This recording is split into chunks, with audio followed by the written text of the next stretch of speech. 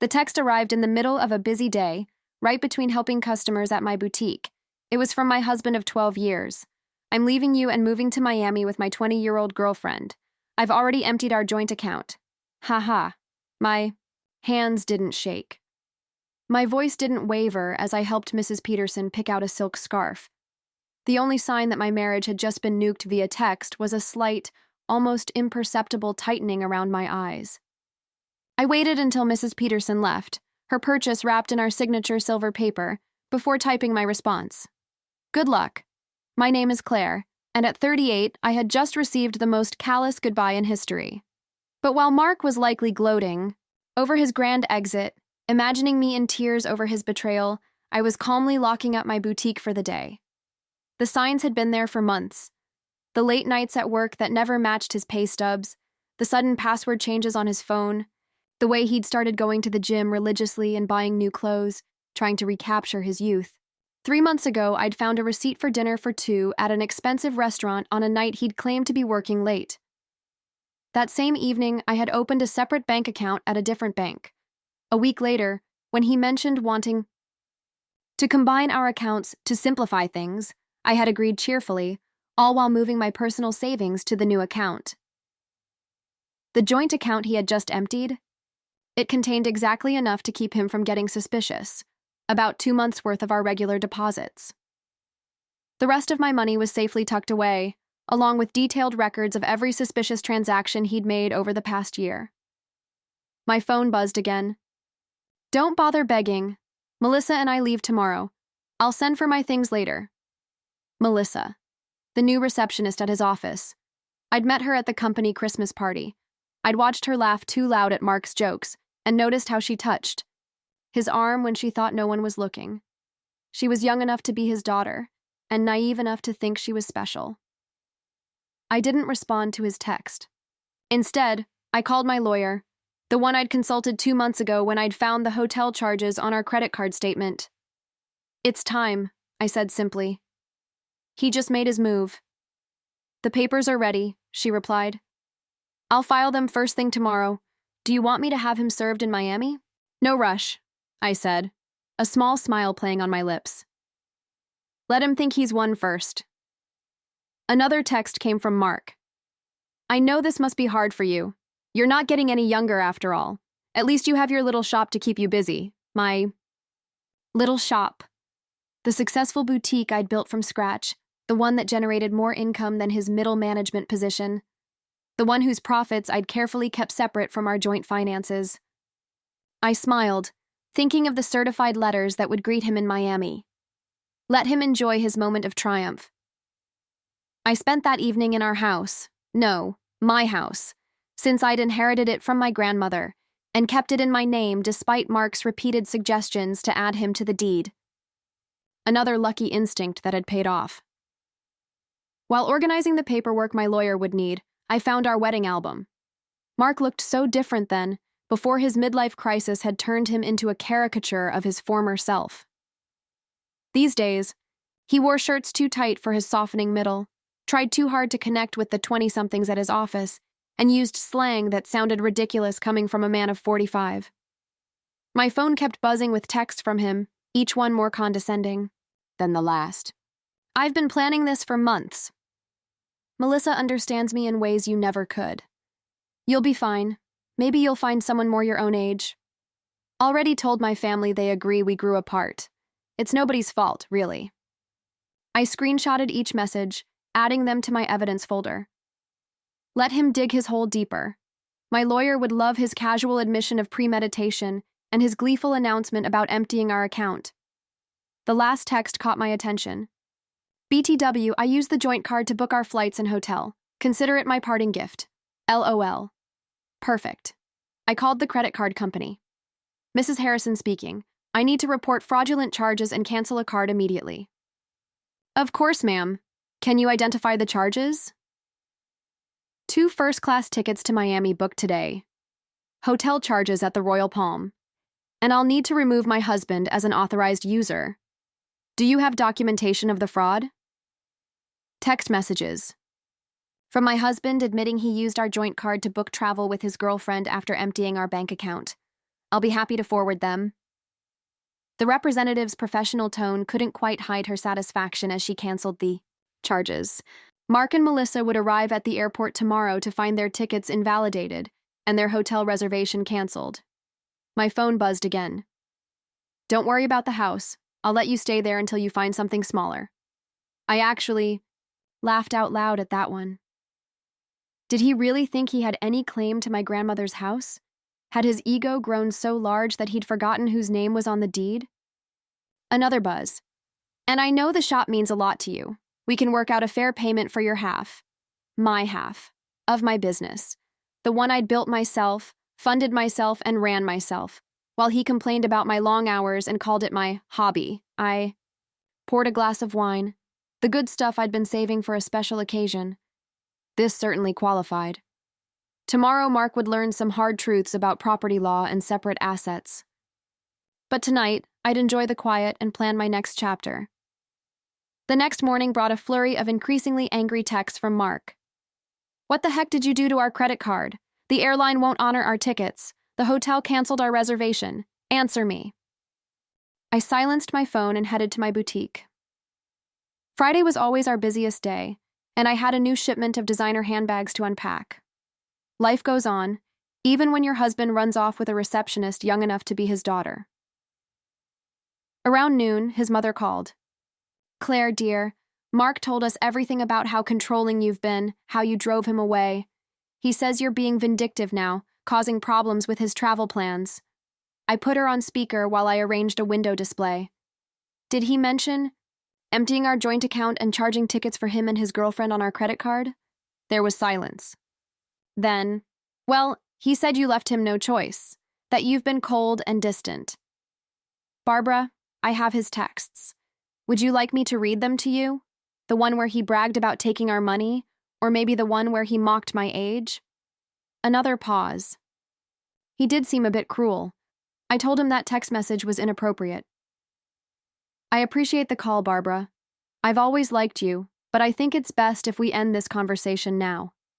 My lawyer has advised minimal contact with Mark's family during the proceedings. Proceedings? She asked, her voice faltering. Already, I said, and ended the call. Goodbye, Barbara. By late afternoon, Mark's sister Amanda was spreading family gossip through mutual friends. Apparently, Mark and Melissa were stuck at a budget motel near the airport, their Miami dreams temporarily derailed. He had tried using his personal credit cards, but those had been maxed out for months. Another red flag I had noticed. My lawyer called with an update. The emergency hearing is scheduled for Monday. Given his admission of emptying the joint account and the documented credit card fraud, we're in a strong position to freeze all remaining assets. Has he been served yet? Not yet, but he'll get the papers at his new motel address. Speaking of which, his girlfriend's social media is providing excellent evidence. She's been posting about their adventure all day, including some choice comments about you. I smiled, thinking of my own documentation, a year's worth of suspicious charges, hotel receipts, and text messages that proved premeditation. Mark had been so focused on his grand escape that he had never considered I might be watching, waiting, and preparing. My phone buzzed with another text from him. You think you're so smart, but I made copies of all the boutique's financial records. Half that business is mine. I forwarded the text to my lawyer, adding it to the growing file of Mark's mistakes. Let him learn the hard way about separate assets and business ownership. Sometimes the best revenge is simply being prepared. The emergency hearing on Monday was everything I could have hoped for. Mark showed up in his new, young wardrobe. Designer, jeans too tight for his age, a blazer that screamed midlife crisis. Melissa waited outside, her youth painfully obvious under the harsh courthouse lighting. My lawyer presented our evidence methodically. Mark's gleeful text about emptying our account, his credit card fraud, and his documented history of hidden expenses, each piece carefully collected over months of quiet observation. Your Honor, Mark's hastily hired lawyer attempted, my client admits to some rash decisions, but Mrs. Harrison's actions have been vindictive and calculating. Calculating? My lawyer countered. You mean prudent. My client protected her separate assets and maintained detailed records of her husband's suspicious behavior. That's not vindictive. That's smart business. The judge reviewed my documentation, the separate property deed to the house, the boutique's incorporation papers in my name only, and the careful separation of business and personal finances that Mark had always complained about. Mr. Harrison, the judge addressed Mark directly, you admitted via text message to deliberately emptying a joint account and using shared credit cards to fund a trip with your girlfriend. Do you deny this? Mark shifted uncomfortably. I was just trying to make a clean break. By committing financial fraud? The judge raised an eyebrow. And now you're claiming rights to property that documentation shows is clearly separate from marital assets. The business grew during our marriage. Mark's lawyer tried again. My client is entitled to a portion. The business was established before the marriage, my lawyer interrupted, and Mrs. Harrison maintained strict separation of business and personal finances throughout. We have documentation of every penny invested and earned. I watched Mark's face as reality started to sink in. He thought this would be easy. Empty our accounts, run off with his girlfriend, maybe claim half my business in the divorce. He'd never bothered to understand my insistence on keeping things separate. He'd mocked my careful bookkeeping as obsessive. The court finds sufficient evidence of financial misconduct, the judge announced. All shared assets are frozen pending final dissolution. Mr. Harrison is ordered to return any funds removed from joint accounts within 24 hours. But that money's gone, Mark protested. We spent it on. Then I suggest you find a way to replace it, the judge cut him off. And Mr. Harrison, the court takes a very dim view of using shared credit cards to fund adventures with a paramour. Outside the courthouse, I heard Melissa asking Mark about their Miami plans. His response was lost in the sound of my heels clicking confidently across the marble floor, heading back to the business he'd never understood or respected. Outside, the courthouse, I heard Melissa asking Mark about their Miami plans. His response was lost in the sound of my heels clicking confidently across the marble floor as I headed back to the business he had never understood or respected. The next few weeks brought a string of increasingly desperate moves from Mark. He tried claiming the boutique had been his idea, that he had invested money in its early days, and even suggested he'd been my business partner all along. My meticulous records quickly disproved every claim. He's getting desperate, my lawyer observed. His girlfriend's social media shows they're staying at her studio apartment now. Apparently, living on a receptionist's salary isn't quite the glamorous escape he imagined. Mark's family started reaching out, their tone markedly different from their initial accusations. We had no idea, his sister Amanda admitted. He told us you'd been cold and controlling, that he needed to escape. But then we saw his texts. The way he bragged about taking your money. That's not the brother I thought I knew, his mother called again, this time in tears. The things he said about your age, about replacing you with someone younger. I raised him better than that. I thought I did anyway. I let their calls go to voicemail. Their support might have meant something weeks ago, but now it felt like rats deserting a sinking ship. Ironically, my boutique thrived. Local gossip about my situation seemed to boost business. Women started coming in specifically to show support, often leaving with far more than they had planned to buy. My ex tried something similar, one customer confided while buying a designer handbag. Thought he'd take everything in the divorce. Men like that never expect us to be smarter than them. My phone still buzzed occasionally with texts from Mark, his tone swinging between anger and manipulation.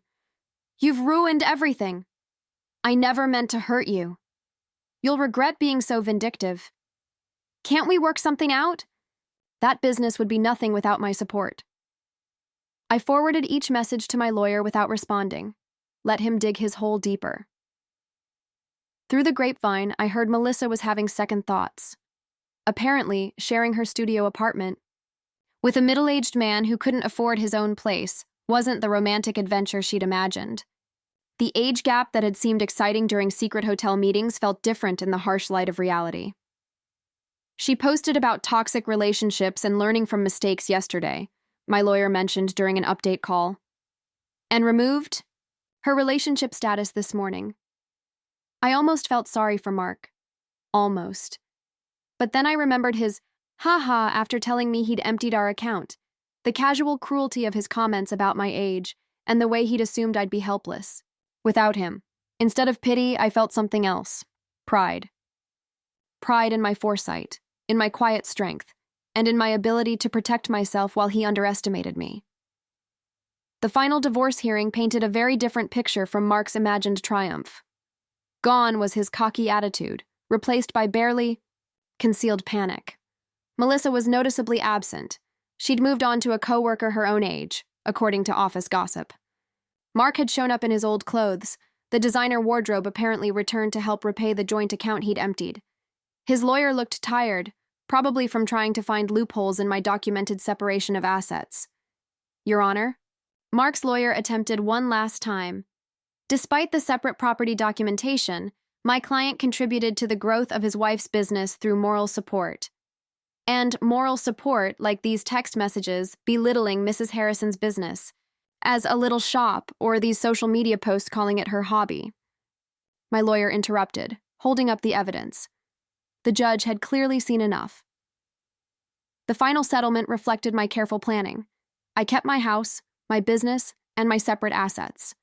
Mark got his personal possessions and his car, which was worth less than he owed on it. You've destroyed me, he hissed as we left the courthouse. I'll have to move back in with my parents. No, Mark, you destroyed yourself, I said quietly. I just made sure you couldn't destroy me too. His mother was waiting outside, ready to drive him to her house, his new home at 45. The irony of his situation wasn't lost on anyone. The man who had mocked my age was now living in his childhood bedroom while I continued running my successful business. You planned this all along, he accused. You knew this would happen. No, I replied. I just paid attention. And unlike you, I understood the value of keeping good records. His mother stepped between us. That's enough, Mark. You've embarrassed yourself enough already. As they walked away, I heard her start in on him. Honestly, what were you thinking? A 20-year-old? Emptying bank accounts? Sending those horrible texts? I watched them disappear. Into the parking lot, feeling nothing but relief. Mark had thought he was writing the ending to our story with that cruel text. Instead, he had merely set my carefully laid plans in motion. My phone buzzed, not with texts from Mark this time, but with notifications of new orders from my boutique's website. Life was moving forward, just not in the direction he had imagined. 6 months after the divorce was finalized, my boutique had expanded to a second location. The irony wasn't lost on me. While Mark struggled to rebuild his life, the little shop he'd dismissed was thriving. I'd hired 3 new employees and launched an online store that was gaining national traction. News of Mark's situation trickled back through mutual acquaintances. He'd tried dating apps but found women his age weren't interested in a middle-aged man living with his parents. Younger women, having heard about his history through office gossip, steered clear. Melissa had apparently warned her friends about him, sharing screenshots of his desperate attempts to win her back. His career suffered too. The company's HR department had launched an investigation into his relationship with a subordinate, resulting in a formal reprimand. The promotion he'd been expecting went to someone else. He tried to claim age discrimination. His sister Amanda told me during an unexpected visit to the boutique. Said they were punishing him for dating someone younger. HR just added that complaint to his file. I was surprised to see his sister in my store, but her presence spoke volumes about how thoroughly Mark had alienated his own family. I know we didn't support you at first, she admitted, running her fingers over a silk scarf. He played the victim so well. But watching how he handled everything afterward, I'm ashamed we ever believed him. The boutique's success brought unexpected validation. Local business magazines wanted to feature my story, not as a scorned wife, but as a savvy businesswoman who had protected her interests. Young entrepreneurs asked for advice about keeping business and personal finances separate. The best protection is preparation, I told one young woman who reminded me of Melissa, and always trust your instincts. Mark's mother called occasionally, usually after he'd done something particularly self-destructive. He'd tried online gambling, hoping for a quick fix to his financial problems. He'd gotten involved with a pyramid scheme that promised fast returns. Each attempt to recover his former lifestyle just dug him deeper into trouble. I don't know where we went wrong with him, she sighed during one call. His father and I offered to help him get back on his feet if he'd just take responsibility for his actions, but he's still blaming everyone else. You, Melissa, his company, the judge. I listened politely, but maintained my distance. Their family drama wasn't my problem anymore. The only reminder of Mark's impact on my life was a framed screenshot hanging in my office. His final text before I blocked his number. Have fun with your little shop, at least it'll keep you busy in your old age. Below it sat my latest business award, proof that sometimes the best revenge is simply succeeding on your own terms. 1 year after the divorce, I hosted a grand opening for my third boutique location. The event attracted local media, and the story they wanted to tell wasn't about my failed marriage. It was about a successful businesswoman expanding her brand. Mark's betrayal had become a mere footnote in my success story. During the event, Melissa unexpectedly walked in. She looked younger than ever, or maybe I just felt that much stronger. She shifted uncomfortably, clutching her purse like a shield. I owe you an apology, she said quietly. I believed everything he told me about how you were cold and controlling, how you didn't support his dreams. Then I watched him try the same manipulation tactics on me when things got tough. I continued arranging a display of designer sunglasses. Those weren't his dreams, Melissa. They were escapes. There's a difference. I know that now. She paused, then added, he tried to move in when you froze the accounts, thought my studio apartment would be temporary. After 2 weeks of him complaining about the size of my closet and suggesting I take out a loan for a bigger place, I understood what you meant about the difference between dreams and escapes. I actually laughed. Let me guess, he had big plans but no way to fund them? Exactly. Everything was going to work out once his investments paid off, once he got that promotion, once his cryptocurrency definitely increased in value. She shook her head. I'm dating someone my own age now. We have student loans and a small apartment, but at least we're building something real. After she left, my assistant manager whispered, Was that the girlfriend? No, I replied. That was just another woman who learned the same lesson I did. Speaking of lessons, I gestured to a young couple examining our designer handbags. Let's talk about your idea for expanding our accessories line. 2 years after Mark's cruel text message, I received an invitation to speak at a women's business conference. The topic wasn't divorce or betrayal. It was about building and protecting a successful business. My story had evolved from a cautionary tale to an inspiration. During the Q&A session, a woman asked about keeping business and personal finances separate. My husband says I'm being paranoid, that marriage means sharing everything.